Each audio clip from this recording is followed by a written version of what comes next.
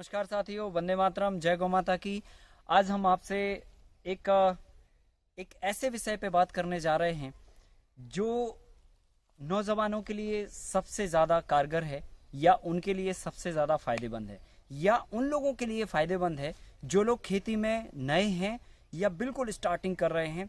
उनको ये समझ नहीं आता कि हम किस फसल से करें और जिस फसल से हम कर रहे हैं तो उसमें रिस्क फैक्टर ज़्यादा है, मुनाफा मिलता है या नहीं मिलता है, एप्रिशिएशन मिलता है या नहीं मिलता है, फसल को हम पैदा कर पाते हैं या नहीं कर पाते हैं। तमाम तरह के जो सवाल होते हैं उन सवालों के साथ में आप जो है ना एक ऐसी फसल के साथ में काम कर सकते हैं जो बहुत ही रफ एंड टफ है, मतलब बहुत कम लागत से भी शुरू होने वाली है और बहुत ही कम मेंटेनेंस है। तो चलिए हम आपसे बात करते हैं इस फसल के बारे में। आप जानते होंगे भारत में दाल बहुतायत में होती है। हमारा देश दलहन और तिलहन का ही है। सबसे ज़्यादा हमारे भारत में तिल होती है, तेल वाली फसलें होती हैं, और दलहन होती है, दाल वाली फसलें होती हैं। उड़द, मूंग, अरहर और मसूर, बटरी, चना, तमाम तरह की फसलों के बारे में आपने सुना होगा। हम आपसे आज बात करने जा रहे हैं अरहर की एक ऐसी प्रजाति के बारे में जिसमें एक बार लगाने पर 5 साल तक लगातार चलती है, लंबी फल्ली होती है, बोल्ड दाना होता है और एक बार लगाने पर साल में 2 बार कटिंग पर आप 5 से 6 साल तक लगातार इसे चला सकते हैं।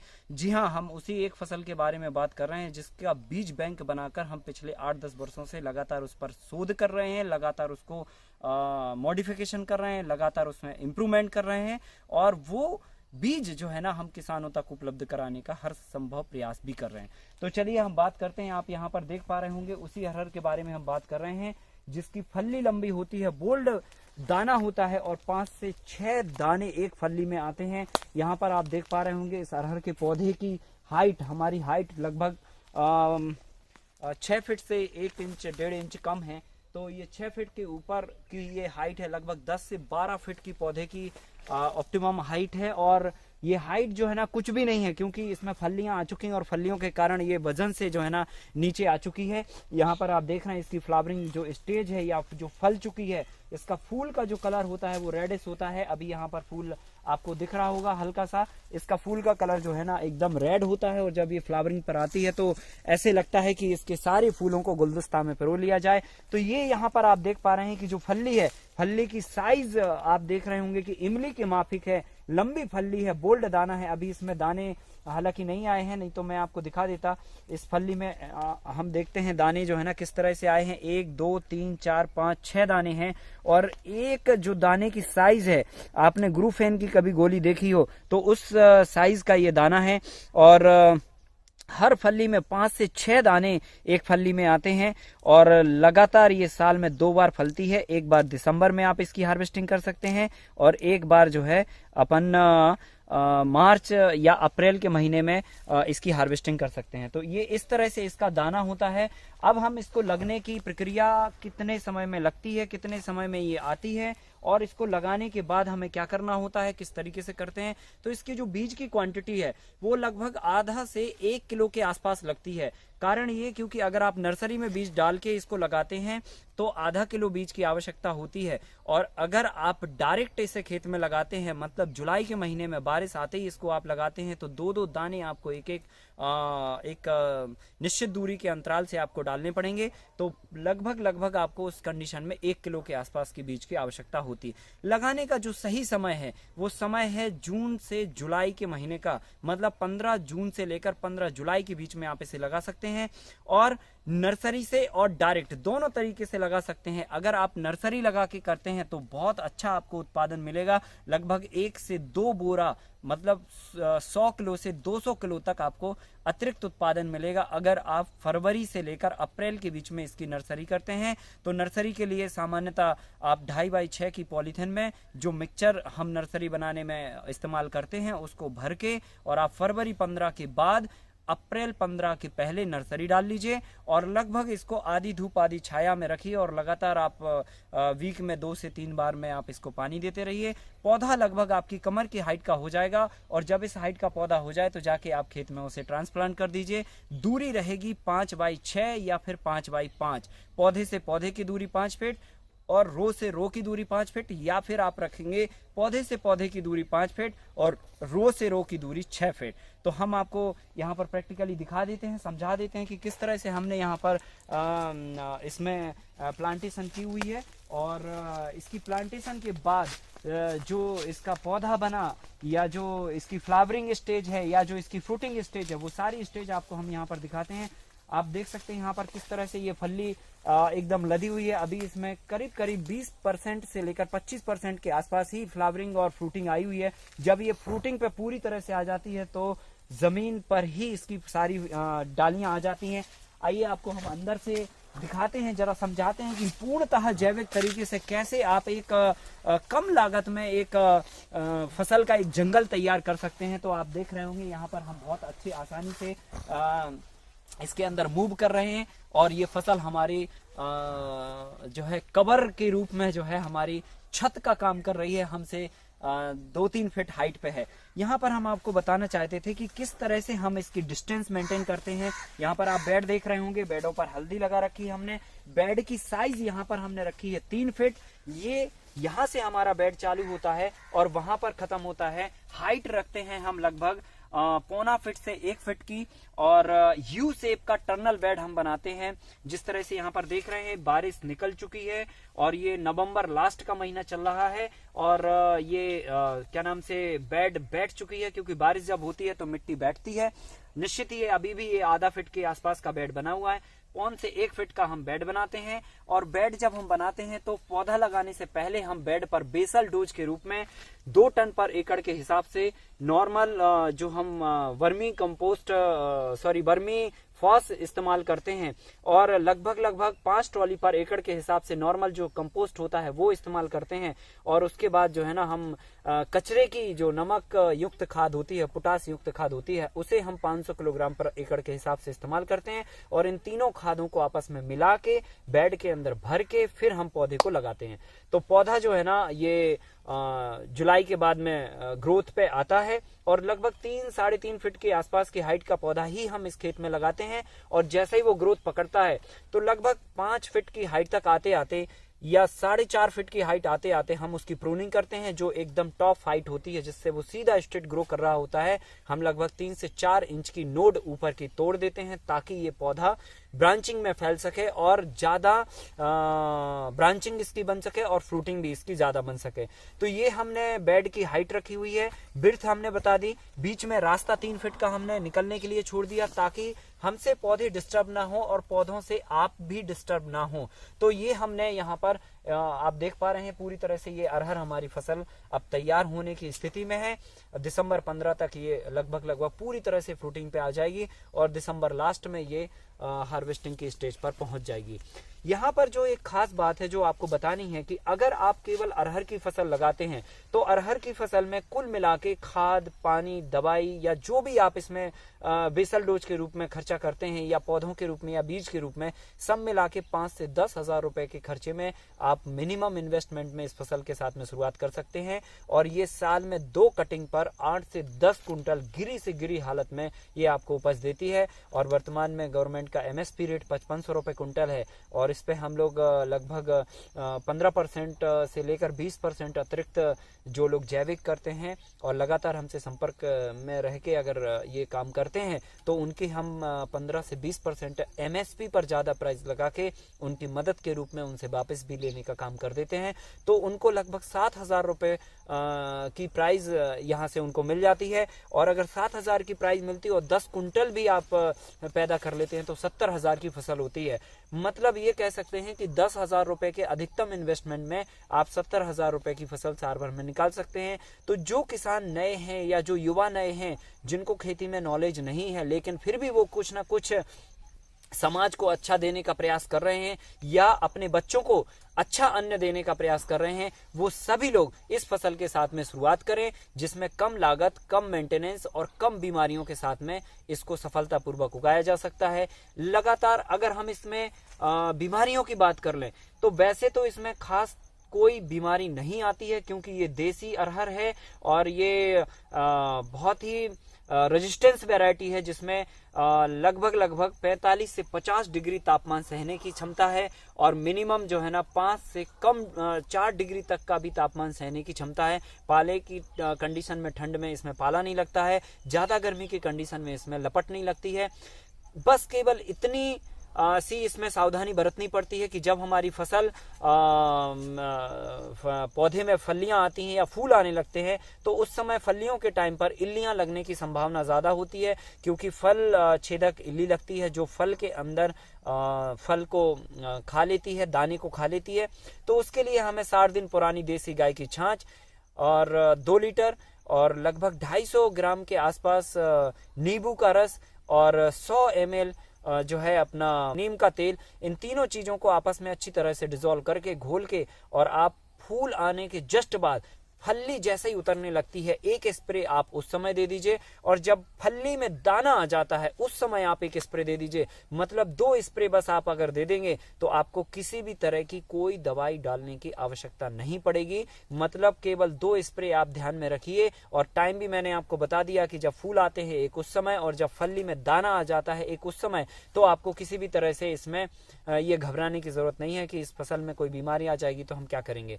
तो ये आपको देना है दवाई के रूप में इतना सा डोज, और खाद के रूप में हमने आपको बता दिया कि बेसल डोज में जो खाद देनी है, और हर 15 से 20 दिन के अंतराल में, लगभग 20 दिन के अंतराल में आप इसमें मटका खाद का डोज लगातार 20 दिन के अंतराल से देते रहें, ताकि ये फसल जो है ना ग्रोथ अच्छी करती रहे और इसकी ब्रांचिंग बहुत अच्छी आए और इसको किसी भी न्यूट्रिशन की रिक्वायरमेंट ना रहे।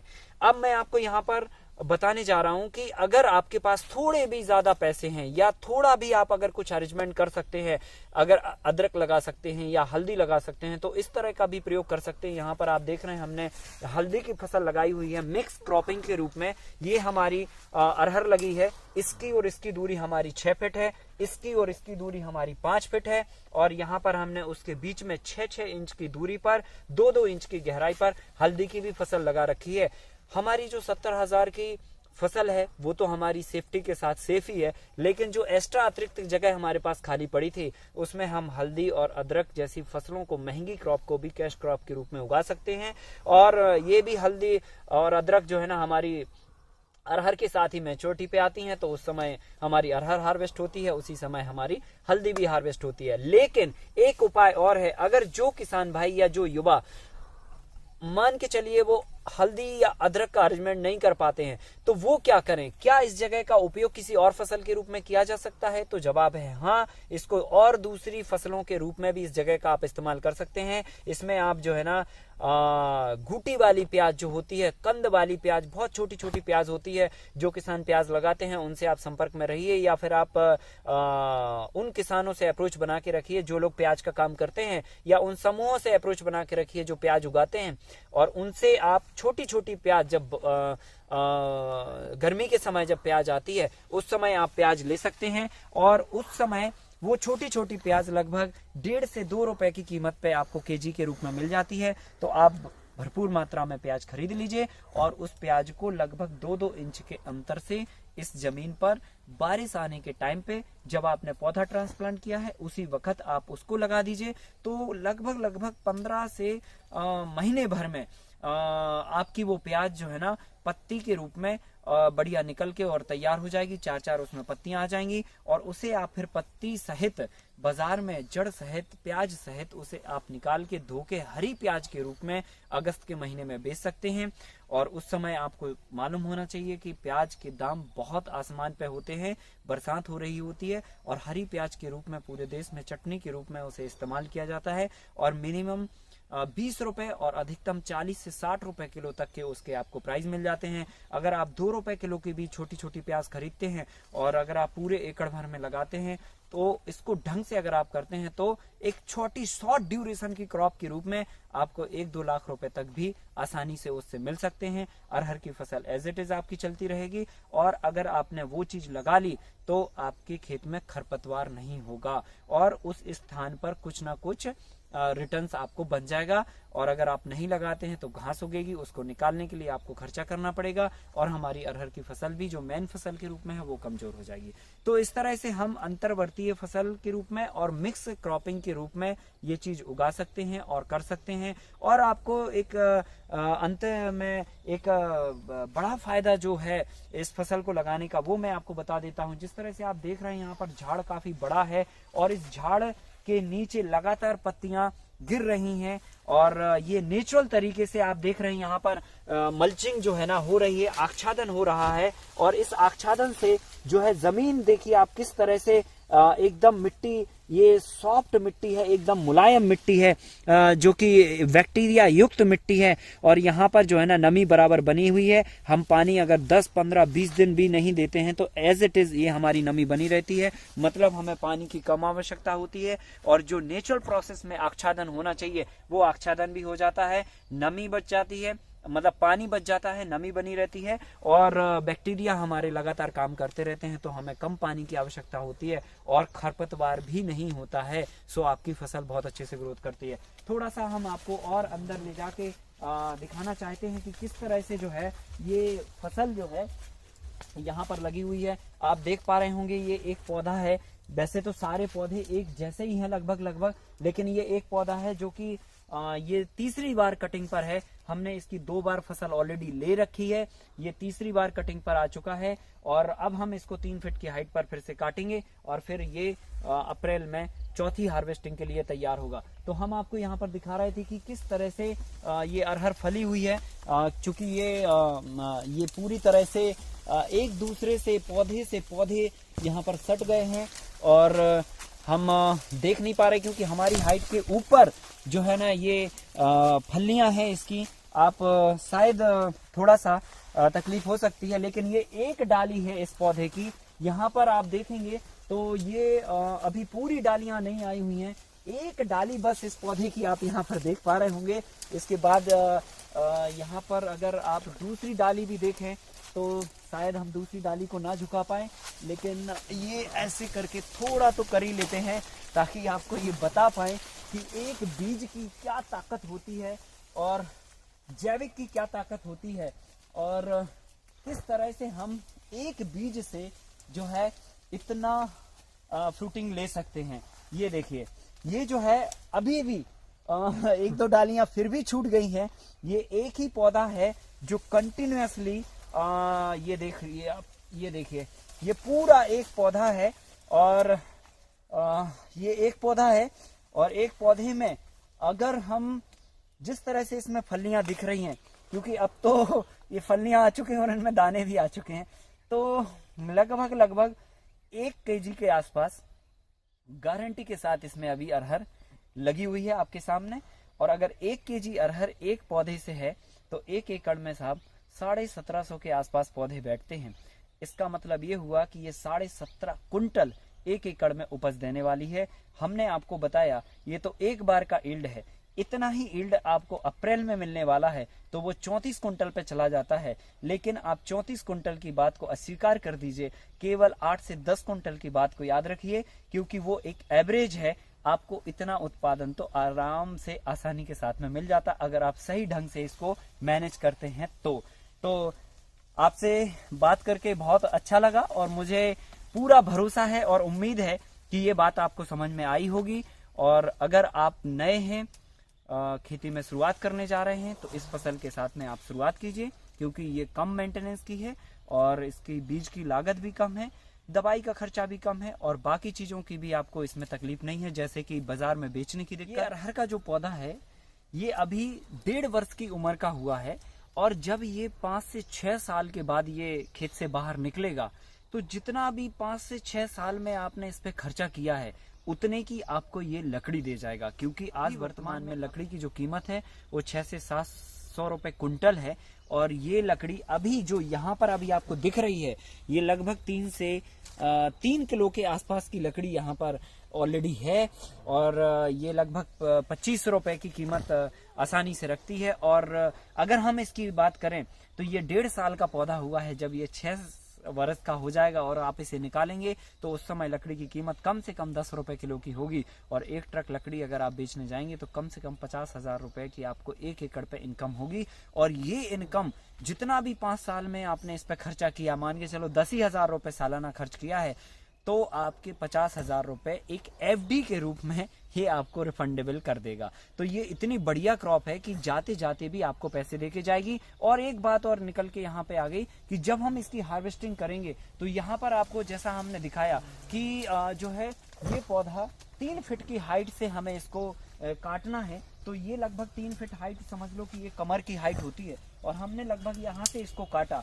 तो यहाँ से हम इस पौधे को काट देंगे और ये सारा जो है इसके डंठल जो है इकट्ठा करके और इसको हम त्रिपाल पे मार देंगे, या फिर आगे आगे का पार्ट काट के थ्रेसर में डाल देंगे। और ये जो पार्ट बचेगा यहाँ से यहाँ तक का 4 से 5 फीट का, इस पार्ट का उपयोग हम टटिया बनाने में कर लेंगे, या फिर छप्पर बनाने में कर लेंगे, या इसका उपयोग फेंसिंग के साथ में इसको फंसा के लगाने में कर लेंगे ताकि जानवरों से भी सुरक्षा पा सकें, या किसी भी तरह से जो है हम अपने खेत में सुरक्षा का एक बेस बना सकें। तो ये इसका अंतिम रूप में इसका उपयोग होता है पत्तियों का मल्चिंग के रूप में, डालियों का जो है अरहर के रूप में और भूसे के रूप में होगा, और बाकी का जो ये डंठल बचेगा ये हमारी टटिया के रूप में, या जो भी आप इसका इस्तेमाल करना चाहें, चारों तरफ फेंसिंग के रूप में या जैसे भी करना चाहें उसके रूप में आप कर सकते हैं। तो इस तरह से इस अरहर से आपको प्लांट से, पत्तियों से, पौधे से, फल से, हर तरह से आपको इनकम जनरेट हो सकती है। तो ये बहुत ही अच्छी फसल है, आप सभी लोग इसको जरूर अपनाएं। और जिनको भी इस अरहर के बारे में या और लिटरेचर से संबंधित कुछ अगर जानकारी चाहिए हो तो वो आप हमारे इस नंबर पर फ़ोन पर संवाद कर सकते हैं, या फिर आप व्हाट्सएप पर लिख सकते हैं। हम आपको उसका लिटरेचर भी उपलब्ध करा देंगे और बीज भी उपलब्ध करा देंगे, और जो भी आवश्यक जानकारी लगेगी समय समय पे हम उसको भी उपलब्ध करवा देंगे। आप सभी के लिए बहुत बहुत शुभकामनाएं, बहुत बहुत धन्यवाद।